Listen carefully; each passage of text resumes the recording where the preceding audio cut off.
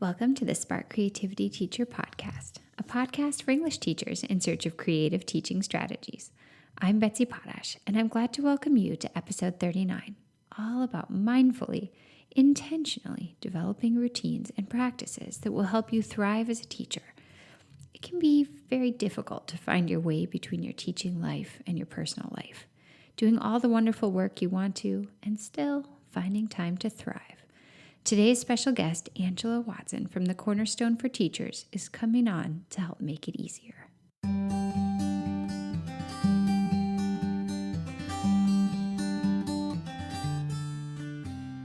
Angela Watson is one of the great teacher blog pioneers.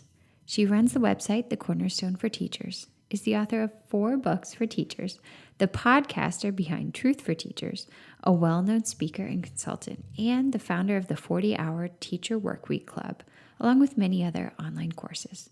She is serious about helping teachers with their motivation, mindset, routines, happiness, and balance. I love the work that she is doing, and I'm so delighted she could find time to come on the podcast. I think you're truly going to find what she shares really helpful in making your teacher career a happier one. Hi, Angela. I'm so delighted you could find the time to come on the show. Welcome. Thank you so much for having me. I'm really excited to talk with you. You have an amazing story, and I'd love for my listeners to hear about it. Can you tell us a little about what you do and how you got to where you are? Well, I started my website in 2003 because I just wanted to share ideas with other teachers online. There wasn't very much out there at that point. So I started it back then, and I'm still doing it 15 years later. It's just something that I love to do. I love sharing resources with teachers, and I feel like there's sort of a never-ending stream of problems to be solved in education. It changes So I every never, year. I never really run out of things to talk about. So the tagline on my site since the very, very beginning has been practical resources that make teaching more effective, efficient, and enjoyable. So I do a lot of different things, but it all sort of centers around that. I think that's really the heart of what I do. So I spent 11 years in the classroom, and I've spent the last 9 years now as an instructional coach and an educational consultant. So my primary focus and what I'm doing right now is mostly around mindset and productivity. And that's for 2 reasons. Firstly, because that's what I'm really passionate about and really knowledgeable about. I'm just focusing on that a lot right now. Personally, it's just something that I think is a fascinating field of study. Yeah. So I've spent a lot of time studying, experimenting, listening to teachers, and trying things out in my own life. But I'm also focusing on that because I'm not in the classroom. So I try to use my platform to amplify the ideas and the work of practicing classroom teachers, to really sort of pass the mic to them because they're the ones doing it every day. And my expertise is the stuff that you can't always see when you're in the trenches, because it can be really hard to keep that big picture perspective when you're teaching, right? You know, to be able to take that step back and really analyze what's working and what's not.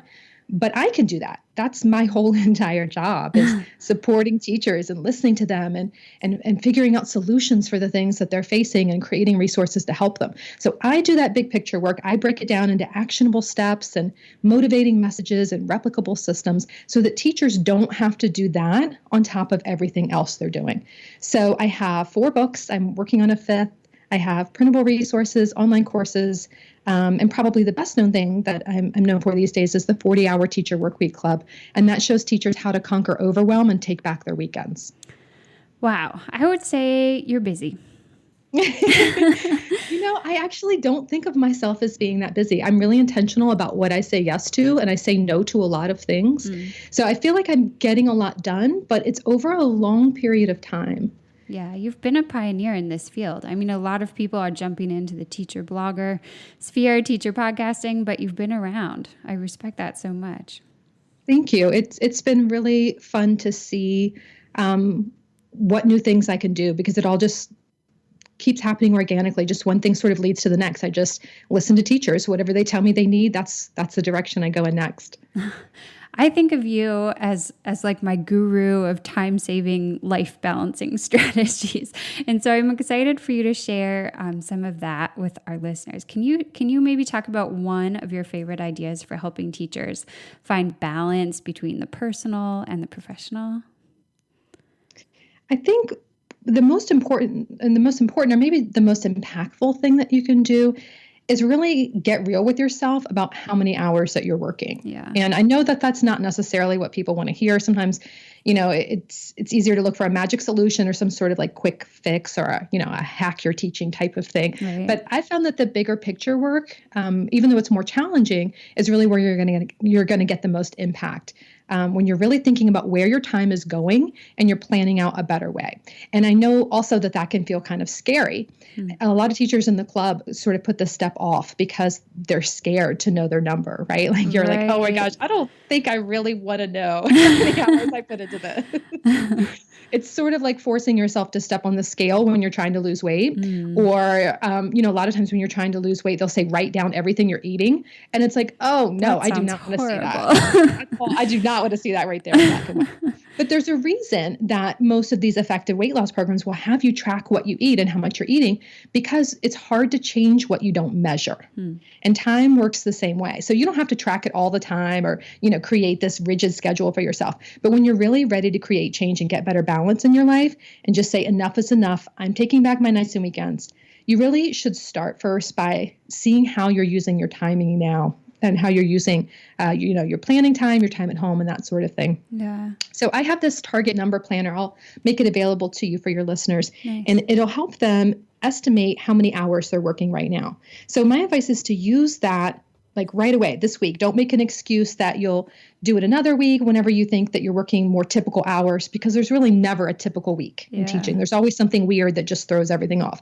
So just estimate, what time do you normally get to school? What time do you normally leave? How many hours on the evenings and weekends are you working? And then from there, you can figure out what a realistic target number of hours might be for you. So in the 40-hour Teacher Workweek Club, we usually do this exercise in October. So we wait till after all the back to school craziness has died down, and I tell them to trim 3 to 5 hours off their number immediately. Figure out that new number. How many are you working now? Subtract 3 to 5, and then decide how you're going to allot those hours throughout a typical week. So know in advance, Monday, I'm going to come in an hour early. Tuesday and Thursday, I'm going to stay 2 hours late, and so on. So you're deciding in advance when you're going to work and figuring out what you're going to work on. And one of the things that's been really helpful for a lot of teachers is sort of batching their work and thinking it in terms of theme days. So maybe Mondays are your grading catch-up days. Sundays are your lesson planning days. Friday is, returning whatever leftover emails are still in your inbox, whatever it is. So in this way, you're sort of setting boundaries around how much of your life you are willing to dedicate to work. And you're planning out when things are going to get done so that you can actually focus and you don't just keep feeling pulled in a million different directions all the time. Oh, I love that. I could have definitely used that my first year of teaching. I think I was consistently working 15 hours a day. And at the end of the year, I almost quit teaching. Oh, I can imagine. The first year is so, so hard. Yeah, it's just crazy. And I remember writing down all these rules for myself. I had like 17 rules at the end of the year. This is what I'm not going to do again because I'm not going to survive. Oh, that's interesting. Yeah. Would you be willing to share some of those? I'm interested. Oh gosh, I don't even know if I remember anymore, but I think, it was like, don't get to school at dawn. You don't have to say yes to every student who wants you to advise a club. You need to group your students for help together, and not just be available at every lunch and after school every day. I don't really know. It's like 15 years ago, but I was very serious about it. I put it up in the middle of my bulletin board with like 6 thumbtacks, and I was like, it's either this or I quit the profession. I love that. I love that you were so intentional about it and you really took the time to analyze, okay, what are the things that are just draining me? Yeah. What are the things where I'm not being really intentional with my time? It's not the best and highest use of my time. There's other places I can focus my energy, and deciding, you know what, I'm just going to say no. Because a lot of times I think we wait for other people to give us permission to say no or to stop. And that just doesn't seem to happen in teaching. It just seems to be more and more piled on everyone's plates every year. So you have to take charge and say, you know what, I love this job and I want to keep doing it for a long, long time. But that's only going to be possible. It's only going to be sustainable for me if I create these boundaries. And that's exactly what you did. So I think that's awesome. Thanks. For the English teachers that I work with and talk to. And for me, grading is consistently one of the biggest time drains. And it's so stressful. And I think for many of us, we just start putting it off and we get these sort of overflowing folders in our bags.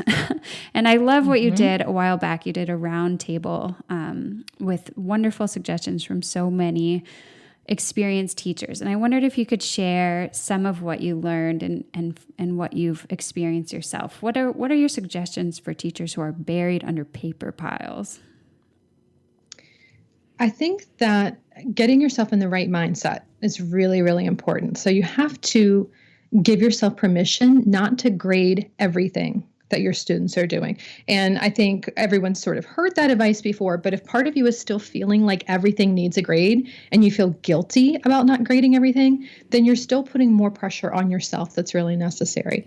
So when we're talking about high school English teachers, I subscribe to the philosophy that kids really should be writing way more than you could ever grade, because the practice of writing is so, so valuable for them. So find out what your district's minimum number of grades is. And a lot of times it's only 2 per week. So that's 18 grades per quarter. You don't need to grade everything, and you don't need to take a grade every single day if you're being really intentional about how you choose which assignments to grade. So if you can do that, if you can focus on only grading what is a true and accurate measure of what students know and are able to do, then you really can just take 2 grades per week, per subject area or class period, whatever it is. And then at the end of the quarter, your students' grades are going to be that accurate measure of what they know and what they're able to do. So I think sort of giving yourself that permission is really sort of the core of it. And then, of course, when I say that, the next question is normally, okay, well, what do you do with everything else that you're not assigning a formal grade to? I love grading stations where you place a set of answer keys on a table and students take their work over there and they can grade it themselves right on the spot as soon as they finish. So you can put special color markers on the table so they can't change their answers. You don't have to worry about cheating and that sort of thing. And they can see right away exactly what they know, what they don't know, what they still need to work on.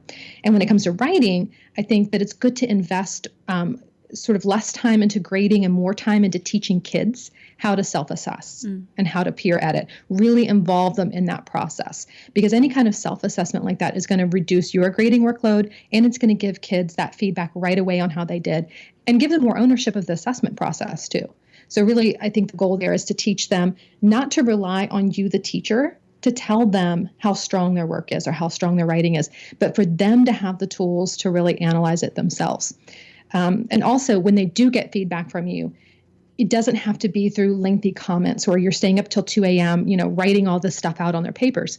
So we have lots of club members who have transitioned over to a writing conference model where they're conferring with kids one-on-one or in groups during class time, because you can say a whole lot more in 2 minutes than you can write in 2 minutes. And it's also more meaningful for kids to just hear it directly from you face to face. So I'm seeing that, and I'm also seeing more and more teachers leaving audio messages for students in Google Docs. So they're giving feedback that way instead of going through students' work line by line, writing out corrections and that sort of thing. And, kids are really responding to this in powerful ways. They're actually using the advice that the teachers are giving. So you don't feel like you're spending all this time giving feedback to kids and they're not even reading it.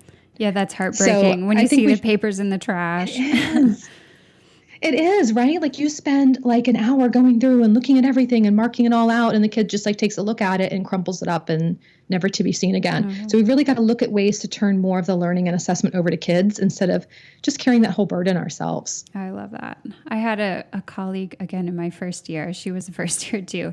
And we were actually sharing a house. We were roommates. And she would type a full letter back to every student for every paper. It was like 3 or 4 paragraphs long. And you could tell that she took a lot of pride in it, but it was just unbelievable. She'd have like a 20-hour project every time she collected papers. Right. And the thing is, we have to ask ourselves, what's the impact? Is the amount of time that I'm spending on this proportional to the impact on my students' learning? And if it is, then maybe it's worth it. But I think when you're putting in a lot more work than the kids, that's just going to feel really frustrating after a while. Yes. I love everything you said. I agree completely. Moving along, another area on your website that I've enjoyed is is sort of the talking about setting up routines, and in particular, a morning routine. I like your ideas for how teachers can prepare for the day, and I was wondering if you could share a little bit about that. Yeah, I think morning routines are really important. They do set the tone for the whole day.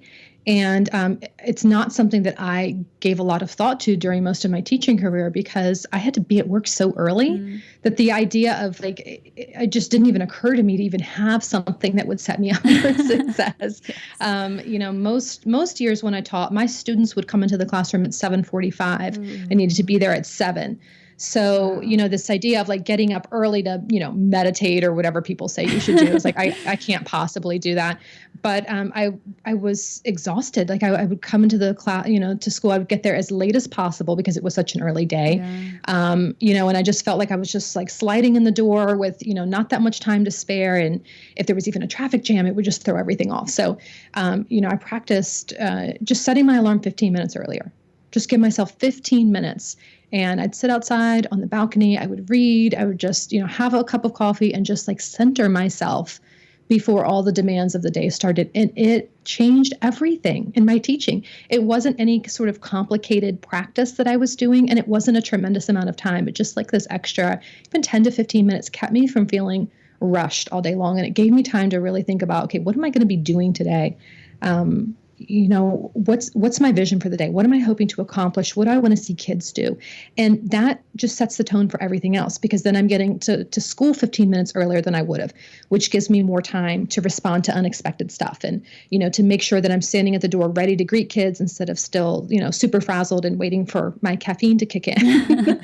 So it's like a domino effect, right? Like this early morning things can really set you up for success, or else just make you feel further and further behind.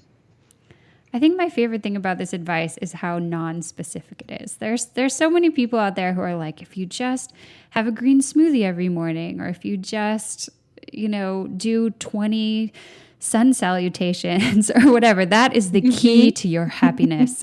And it's not, because everybody is different. But I like the idea that if you can just have 15 minutes for whatever is actually good for you, whether it's having a little longer for coffee or reading the paper or just sort of looking over your planner and adding stickers to it or whatever you enjoy doing to get ready for the day, it can make a world of difference. I've noticed that in my personal life at home in parenting, with 2 young children. If I wake up the moment they wake up, my day looks very different than if I can wake up before them. That's right. That's right. And you have to find something that works for you in your season of life. I've found that what I like to do for my morning routine changes. I do one thing for a while and then I get sick of it and then I want to try something else, or, situations at home change. I'm sure your morning routine will be different as your kids get older. Right. So you don't have to do this one thing, but just always being intentional about what do I want to do? How do I want to set the tone for my day, and just going with whatever makes sense for you. Yeah. Yeah. I love that. I was taken recently with one of your podcasts that I was listening to about the argument that it's not helpful for teachers to slog through piles of work, that though it's laudable to want to finish everything, maybe it's actually not the best solution when you're feeling overwhelmed to just dive into your big pile. Can you talk a little bit about that?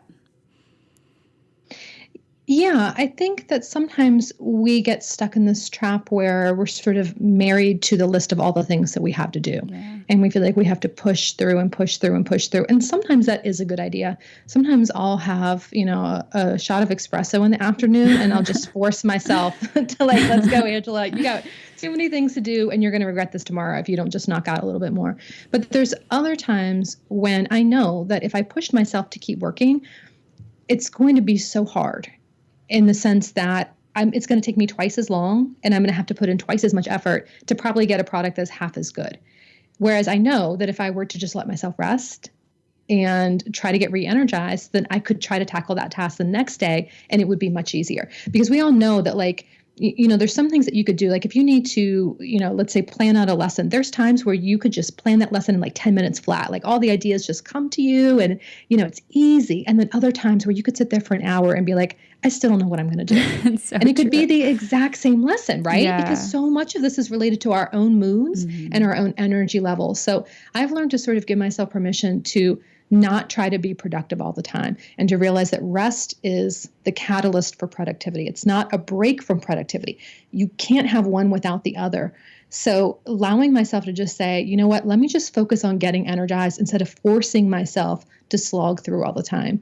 And I think when you focus on what energizes you and doing more of those things instead, it will help you wake up the next day and feel ready to go. Yes. Yes. Speaking of resting and renewal, summer is coming. This episode is going to come out in June. So for many teachers they'll be in summer as they listen. And I know you have some great suggestions for how teachers can use a little of summer alongside that rest and renewal to help free up their time for the next year. Can you share a little bit about those summer projects that can help teachers tackle the kind of time-wasting practices of the year? So I think the problem with summer is that we always overestimate how long it's going to last and how much we're going to be able to get done, right? Yes. Like, the end of July comes, you're like, whoa, where did all that time go? I had all these great visions of all these things I was going to do, including time to just relax and do nothing. Yeah. So we have to get really realistic with ourselves about how much we can accomplish in just a couple of weeks. And I find that if you have a clear vision for what you want to have accomplished or what you want to have experienced in the fall, it can really help. So taking some time at the beginning of summer to think about, what do I want my life to look like? Do I want to have exercise routines in place? Do I want to have easier to maintain organizational systems at home so that I don't have to keep tidying up all the time every day? Do I want to knock out a whole bunch of doctor's appointments and errands so that I don't have to think about that when school starts? Do I want to make sure I've had lots of great memories with my family so that I feel more comfortable devoting those longer hours to schoolwork in August and September? Think about what it is that you will need to really feel the sense of satisfaction at the end of the summer. And then, pick a few of those things and focus on what's going to make the biggest impact on your stress level and on your workload. So getting those priorities straight becomes much easier when you have this vision in mind of what you want your life to look like. So I find that I do my best visioning when I'm going for a walk. So I'll just go outside, just 15 minutes, clear my head, get some fresh air, and do some of this big picture work. It doesn't have to be this massive, hour-long planning session. Just think about it. What do you want your life to look like? And then figure out your priorities from there. So that way you're not starting off the summer where you have this mile-long to-do list. You just know there's a handful of really high priority things, a handful of medium priority things that would be good to get to, and then some low priority things where you'll do it if you can. So those high priority goals are the things that are really going to make that end of summer vision a reality. So go through, put the time for those priorities into your calendar so that you know that you have them done. If you know that you need a vacation, if you know that you want to have time to tackle something specific at home, put it on the calendar so that you know when it's going to get done. And then you can make sure that time doesn't slip away from you. And I think it's important to really schedule in that rest and relaxation time too, because otherwise there's always something that needs to be done somewhere. And if you don't really set aside that day on your calendar, today I give myself permission to just binge watch Netflix or read or go to the pool, whatever it is that you want to do, Yes. Put that in there so that you don't feel like you gave away your whole summer to other people. Such great advice. I'm suddenly filled with a desire to finish all my appointments, develop a lot of organizational systems, and make a lot of great memories. I love it. I know that one way that teachers can help themselves with this type of organization and with finding the balance in their life is to join up with your 40-hour workweek teachers club. And I've been hearing about it for a long time. Can you tell us a little bit about it? Yeah, so it's a year-long program. It's designed to provide support through every season of the school year, because we know that what you're thinking about in this time of year is completely different from what you're thinking about in September or January. So it's designed to really help you analyze what you can streamline and simplify and eliminate through each season of the year. And sometimes people get caught up on the name of the club. They're like, what does this mean? Like, are we learning how to work 40-hour weeks? That's not it at all. Each person chooses their own target number, sort of like we talked about at the beginning, where, you need to just be aware of how much you're working and create those sort of boundaries. But you create your own target number that's realistic for you. So I use 40 because I want you to think about how many hours you're really working. And when teachers hear 40 hours, it makes them think, wait a second. How many hours am I working? 67? Yeah. Wait a second. Is this even possible? So it's designed to get you thinking. And 40 is the number of contractual hours that most teachers are paid to work. Right. So if you're doing above and beyond that, that's on your own time. And that's fine to do. It's necessary to do in most cases. But the club really helps you be more intentional and make sure that when you are working on your own time, that you're doing things that really make a big impact for kids instead of sort of spinning your wheels or doing unnecessary work or making things more complicated for yourself. So each week in the club, I send resources in PDF and audio form. So you can listen instead of read if you'd rather. And I send printable forms and templates too that just sort of make it easier. So it's a lot of materials, but you don't really have to keep up week by week. You have access to everything indefinitely. And we go step by step so that there's no overwhelm. There's just one focus for each month. We start off the month and say, okay, this is going to be the month where we tackle overwhelm with lesson planning. And I give a bunch of different resources. People go into the Facebook group and they bounce ideas off of each other and work through issues together. And then at the end of that month, it's like, okay, I've focused, I've gotten this thing solved. Now I'm ready to move on to the next aspect of my teaching until you've really gone through and just sort of streamlined everything and your life is in sort of better alignment with your vision. So we all talk about the things that are really important to us, but are we living that way? Are our daily habits and routines aligned with what we say are important? So that's a long process. It's not like a quick and easy thing. So that's why the club is designed to be really so comprehensive, and you have that support all throughout the year so that you're not trying to figure it out on your own. It sounds amazing. It sounds like the kind of thing where you take a course for 1 year and then it really changes the rest of your career. Yeah, it's long enough to change those habits permanently. It's really easy if you're taking a short course, to sort of learn things and then you sort of slip into bad habits again. Right. But because this provides that ongoing support and you don't lose access to anything, including the Facebook group where teachers are having conversations about it, it really helps you sustain that change over time and not go back to those bad habits. Wonderful.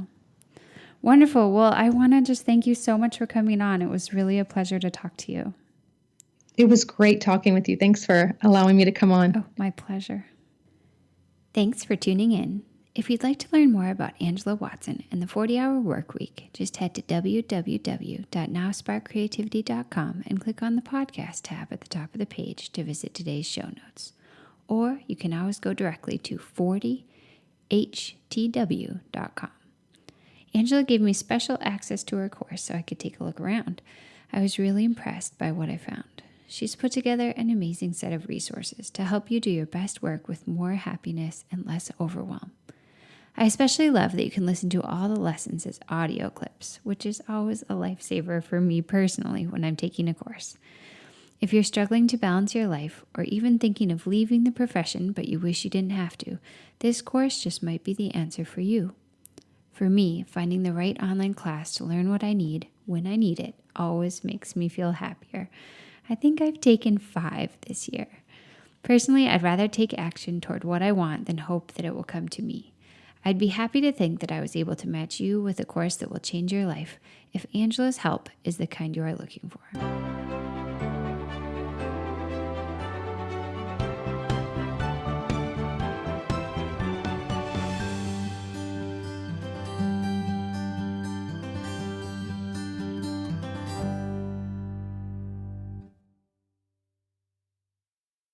The Spark Creativity Teacher Podcast is a proud member of the Education Podcast Network. The Education Podcast Network, podcasts for educators, podcasts by educators. For more podcast recommendations, visit edupodcastnetwork.com.